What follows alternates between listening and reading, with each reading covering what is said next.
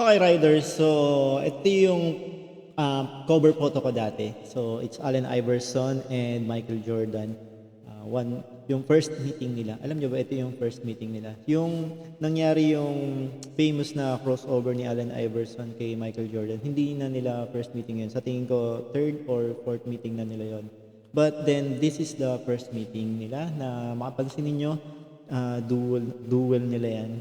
And hindi yan nagkaroon ng attention katulad ng nung famous crossover na ginawa ni Allen Iverson kay Michael Jordan. At alam niyo ba, etong duel nila na to ay double crossover din ng ginawa ni Allen Iverson kay Michael Jordan.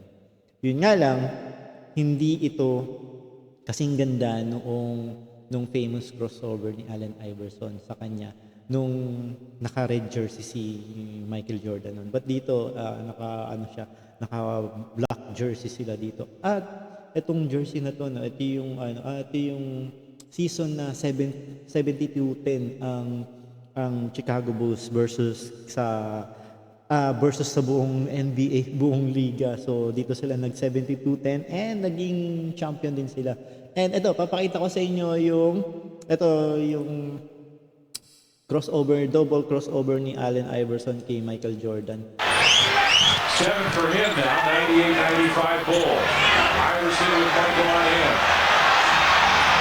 Iverson crossover move, and he throws it away. Okay.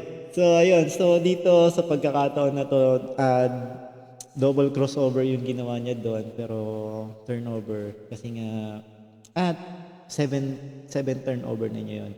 Maganda rito, no? Dikit yung laban nila na to. Parang 4 lang yung lamang dito nung natapos yung laro. So, katulad nung, ayun nga, ito naman yung famous crossover ni Michael Jordan, ni Allen Iverson kay Michael Jordan.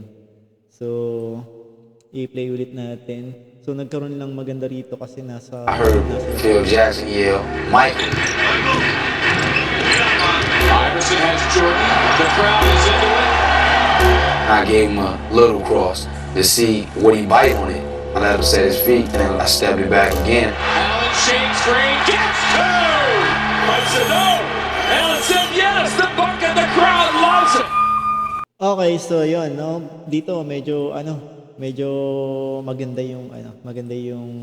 maganda yung kinalabasan dito kasi pumasok yung tira, double crossover at parehas ankle breaker yung dalawang yun. Yun lang ang karamihan ng alam ng karamihan ito yung unang beses na kinrossover ni Allen Iverson si Michael Jordan ng 2 beses. Ang hindi alam ng karamihan ay 2 beses pala ginawa ni Allen Iverson na i-double crossover si Michael Jordan.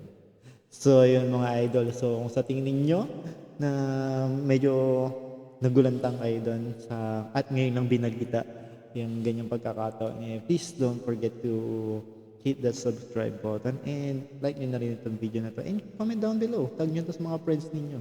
So, that's it guys. And I'm Bounce out.